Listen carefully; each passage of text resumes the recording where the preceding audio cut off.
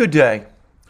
Before I commence this video, just to remind you all again that if you're watching us on Rumble, where some of our videos now appear on the homepage, if you go to the top of the video and you see a red maroon button, you can press it. That will take you directly to our locals homepage, where you can join our thriving community, participate in our programs, publish exclusive content, your own content if you want to become an active member, and participate in my live streams, which take place every Wednesday. So let's proceed with the latest news over the crisis that is dominating all media headlines all around the world.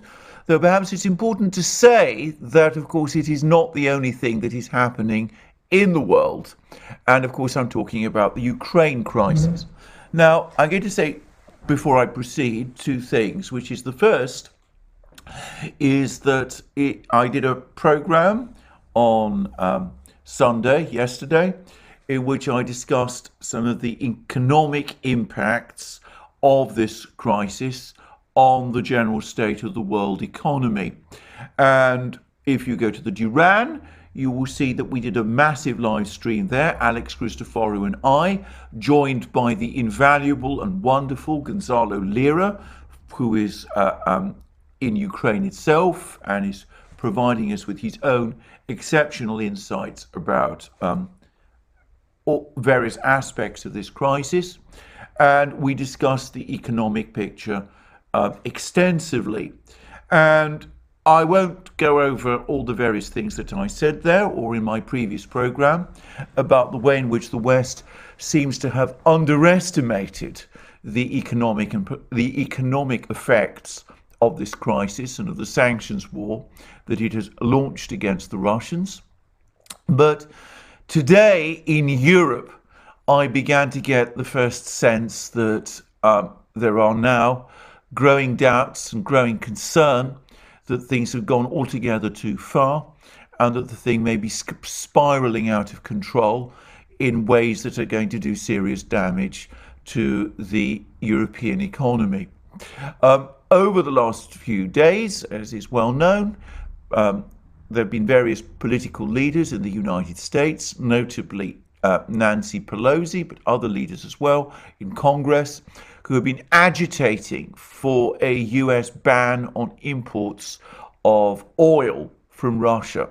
The United States doesn't import a huge amount of oil from Russia, but it does import some, and the amount of oil it's been importing from Russia has been growing because Urals crude, which is one of the many types of oil that Russia produces. I should say I'm not a geologist or an oil engineer, so I'm not by any means an expert on this topic, but I understand that Urals crude is what is called in the industry a heavy crude, and it is replacing, the United States has been buying Urals crude to buy the heavy crude that it used to import from Venezuela, which is of course another country upon which the United States has imposed sanctions. And though the quantities are not large, they are significant, and this would be a difficult type of crude oil, apparently, to replace.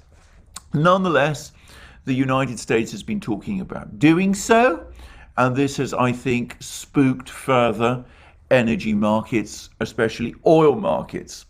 And adding fuel to the flames, if I can put it like this, was an extraordinary interview that Secretary of State Blinken gave to the US media, in which he said that the United States is actively considering imposing a block on imports of Russian crude oil, but that it was in discussions with its European allies about this, that no decision had been made because this would have to be a collective decision made by the collective West.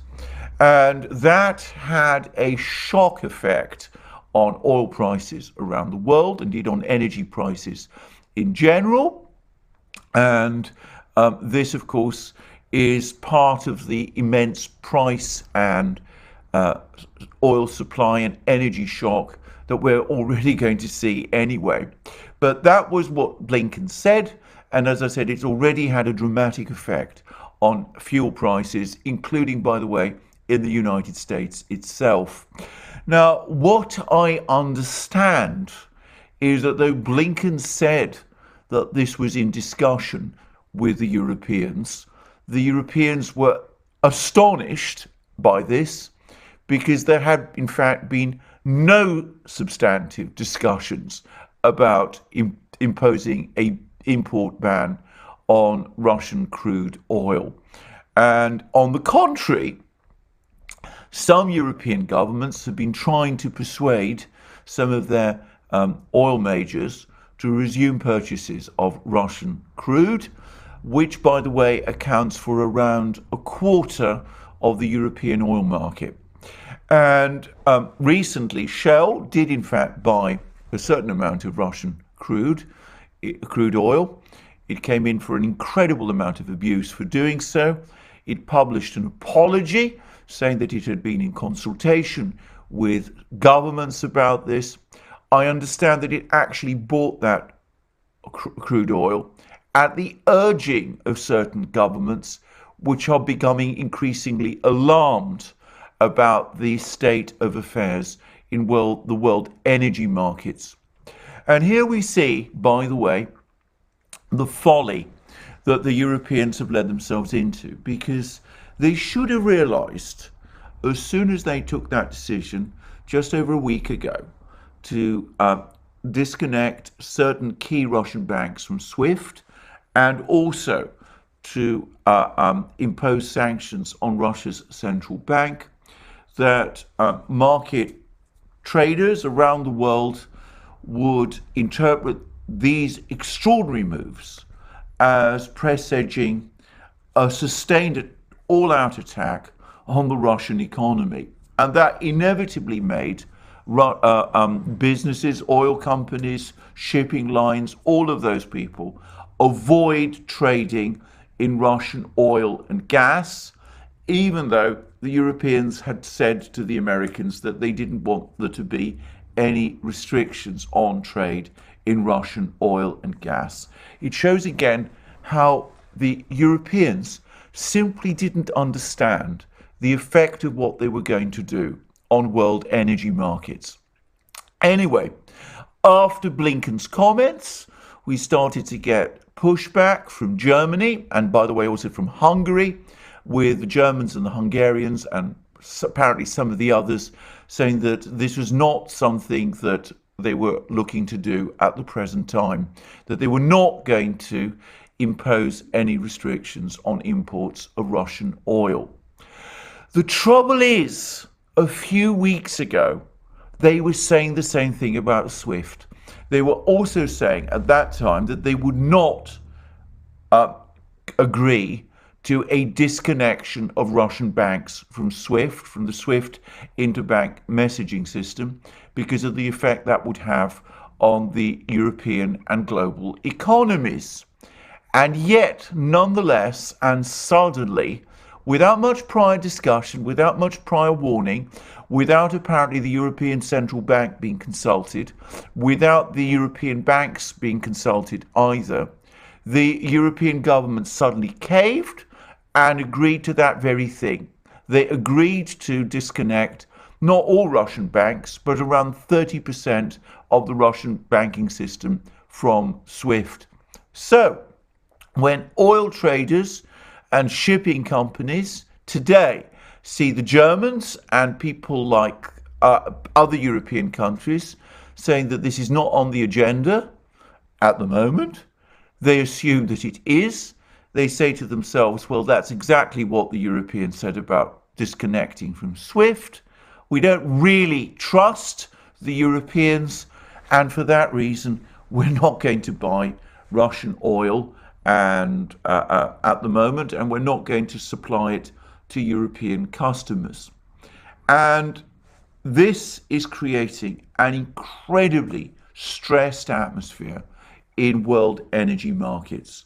It turns out that the Saudis have rejected requests for them to increase oil production. The US has been desperately talking to countries like Iran and incredibly Venezuela about sourcing alternative oil supplies from these countries. To my mind, that is very much an act of desperation. But the thing that needs to be done at this time, which is for a authoritative statement to be made from Western governments, including, by the way, from the government of the United States, that trade in Russian oil products is not threatened by sanctions, and that Western governments are anxious to see stability restored to world energy markets. They are not doing that. Now, most Russian oil, I understand, is actually transported on Russian ships, and there's apparently lots of Russian tankers with oil circling the globe, looking to discharge their cargoes in various places. Likelihood is that they will all eventually end up in Asia. Perhaps some of them will even return to Russia. But at the moment, the reality is that this absolutely centrally important trade in Russian oil stands frozen. And this is causing energy prices to spike. And of course, it's also having a knock-on effect on other prices as well. And it's also now starting to have a particularly savage impact on the European economy. Well, we shall see what happens. We shall see if finally somebody has the courage to stand up and say that this policy is absurd, it's ridiculous, it may succeed in creating an economic recession in Russia. But the Russians, of course, on an issue like Ukraine, are probably willing, are undoubtedly willing to pay the price of such a recession. But the point is, it's going to create a recession crisis in Europe, and eventually and inevitably that will feed through to the United States as well.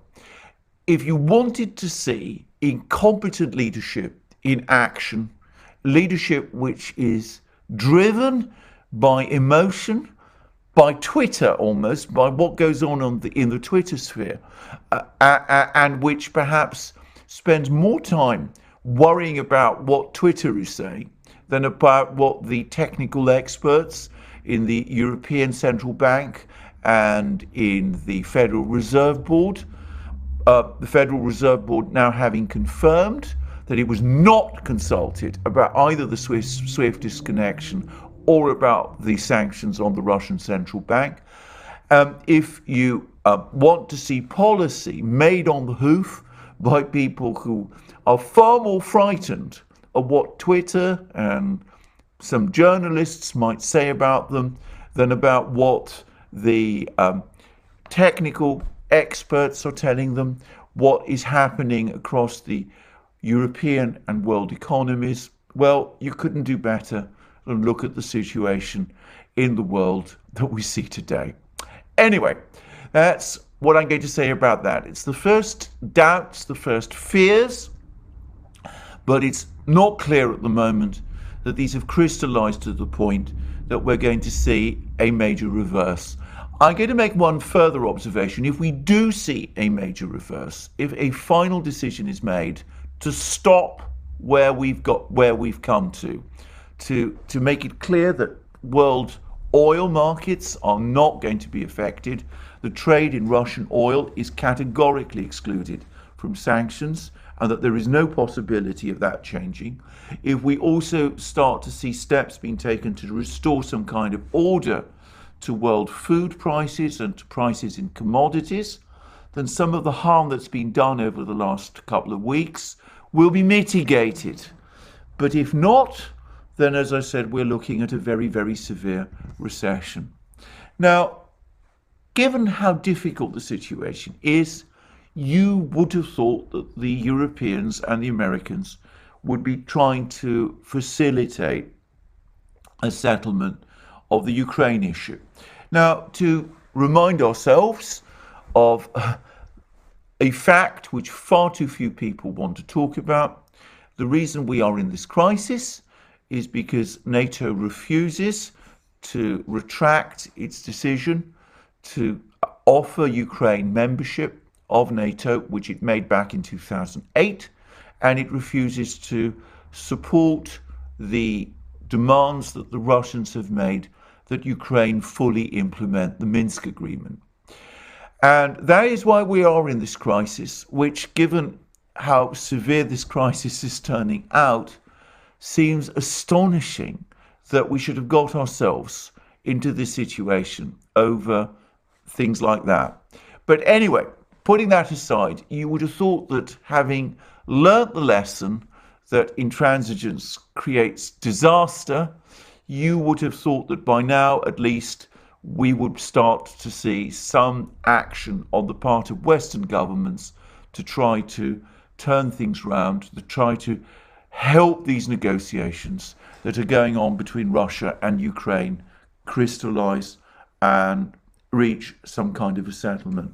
And the Russians have made fairly clear what the terms that they're looking for are. They want Ukraine to commit to neutrality, to shape its constitution on that basis. They want Ukraine to recognize that the Donetsk and Lugansk People's Republics are independent of Ukraine and that Crimea has left Ukraine forever and united with Russia. And they want the demilitarization of Ukraine. And contrary to what some people are saying, they are still insisting on the cleansing of Ukraine of various far-right movements and the militias that they've established. Now, I don't see anything in these demands that the Russians are making that ought to create severe or particular problems for the West. It would certainly be embarrassing and difficult, but it would be a solution. And I don't think the Russians are going to retreat from these demands. But Western powers, again, just as they failed to persuade Ukraine to implement the Minsk agreement, which would have left Ukraine in a far better situation than the one it now faces, just as they're not prepared to weren't prepared to urge the Ukrainians to implement the Minsk agreement, they don't seem to be taking any step at all to try to find some kind of political solution to this crisis on which would reflect the terms that the Russians have made out. So at the moment, all we're getting is this argument between the Ukrainians and the Russians about humanitarian corridors. Now, I've explained all this in previous videos. This is taken directly out of the textbook of what the Russians did in Syria. They're trying to establish humanitarian corridors in the leading cities with the aim that civilians can leave them, but eventually so can Ukrainian troops also. So far, these humanitarian corridors are not operating. That was, again, very much the pattern of what happened in Syria, but eventually in Syria, as the position of the anti-Assad fighters there became untenable, they did eventually accept the demands that the Russians had made. They did work on the basis of these corridors, and that did mean laying down their arms and being evacuated to safe areas. So one mustn't assume that that isn't happening. But alongside all these discussions about humanitarian corridors, the blocking of the Ukrainian army in Donbass is tightening. And I've been getting reports that over the last couple of hours, there's been a major battle in a Ukrainian town called Izyum, which is apparently in this part of the Donbass. And apparently, or so I'm told, this has tightened the net around the main Ukrainian military force, which is still operating in the Donbass. Now, obviously, I can't confirm this. This is based very much on Russian sources. I'm not assuming that what they say is true, but if it is true, then the military force, the major part of the Ukrainian army, which is still concentrated in the Donbass, the part of the Ukrainian army which still contains its best troops, its position is starting to look increasingly untenable. And this is happening also at the same time that the situation in Mariupol is becoming ever more difficult for the Ukrainian forces which are bottled up there. So it could very well be that over the next couple of days we will see some kind of collapse in the Donbass, in Mariupol, and on the part of this military grouping, in which case perhaps the Ukrainians will change their position. Anyway, that seems to me to be the situation on the military front. Now, there's also been something else, which is that there's been a major press conference in Beijing by the Chinese Foreign Minister Wang Yi. Now, I should say this is a major event, and I'm going to cover it fully when the Chinese Foreign Ministry publishes a proper readout, which they haven't done at the moment. But he has been talking about certain things, and that at which the rest of the Chinese media has been discussing. And this is what China Daily said that he had to say about China's relationship with Russia. And China Daily reports him saying, Foreign Minister affirms importance of China-Russia friendship. And it says that State Councillor and Foreign Minister Wang Yi said on Monday, no matter how precarious and challenging the international situation may be, China and Russia will maintain strategic focus and steadily advance their comprehensive strategic partnership of coordination for a new era. Speaking at a press conference on the sidelines of the 5th session of the 13th National People's Congress in the Great Hall of the People in Beijing, Wang said the China-Russia relationship not only benefits their people, but also helps world peace, stability, and development. Wang said the China-Russia relationship is valued for its independence. It is based on non-alliance, non-confrontation, and non-targeting of any third party, and it is free from interference or discord sown by third parties. The friendship between the Chinese and Russian people is rock solid, and there is a bright prospect for bilateral cooperation. Well, all of that suggests, and it clearly is intended to show, that the Chinese-Russian relationship remains solid. Now, that brings me to a further point, which is I discussed yesterday, this partial disconnection of Russian banking system from the Visa and MasterCard systems. I explained in my previous video that this only applies to banks, to cards issued outside Russia by which cannot now work in Russia, and it also means that Visa and MasterCards which have been issued by Russian banks in Russia cannot work outside Russia. But Visa and MasterCards issued by Russian banks within Russia can still work in Russia. Well, over the course of the last 24 hours, after that announcement, there's been a massive rollout, apparently, in Russia of Russian banks issuing new cards to customers which connect them to the Mir payment card system, which is the Russian payment card system, separate from Visa and MasterCard, but also, and most importantly, to the Chinese Union Pay system, which is enormous. I've traveled in Asia, and I've seen it accepted practically everywhere in Asia. So that suggests that this has been in preparation for some time. It is another move, in other words, for the Chinese and the Russians to continue the task of integrating their economies. And I understand that Chinese-Russian trade in January, February hit record levels and apparently is continuing to grow. So what we see is that rapid reorientation of the Russian economy from its Western links with the West towards China. It's continuing. In some respects, it's accelerating. That doesn't in any way affect the fact that Russia will go through a period of high economic turbulence over the next few months. But once this process is done, we will see the Russians integrated with the Chinese economic system. Apparently, Turkey is now also floating the idea of transferring trade with Russia to rubles and lira, in other words, to local currencies.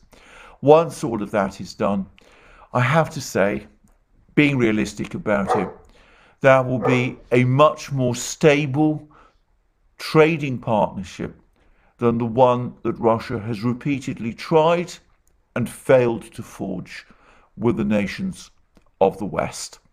Anyway, that's all I'm going to say about the current situation today. We'll see whether these negotiations between the Russians and the Ukrainians go anywhere. The word is that the Ukrainians are floating the possibility of embracing some kind of neutral status. I don't think the Russians take those kind of assurances seriously. It doesn't seem as if the Ukrainians really have any intention of doing that. But that seems to me the situation. Negotiations going on in Belarus, more, I suspect, for appearance. The Russians don't want to make it seem as if they're not interested in negotiations, because that would be difficult for their friends in China and India. So they're going through the motions of negotiating.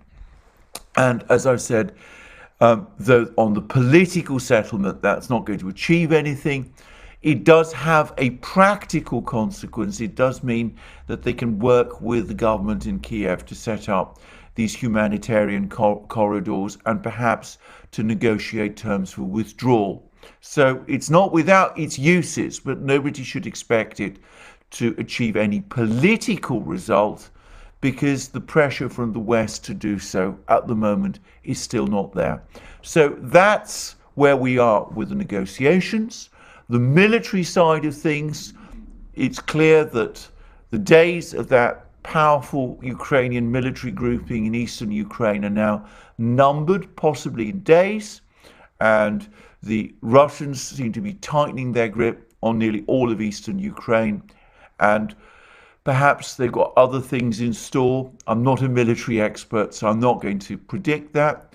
We see massive disruption in world energy markets, very badly hitting the European economy especially, but again with European leaders unable apparently to adjust to this or to take any real rational moves to respond to this. And we see the Chinese talking about how the friendship between the Chinese and Russian people is rock solid. So that's where we are today. I think it's the 11th or the 12th day into this crisis. More from me soon.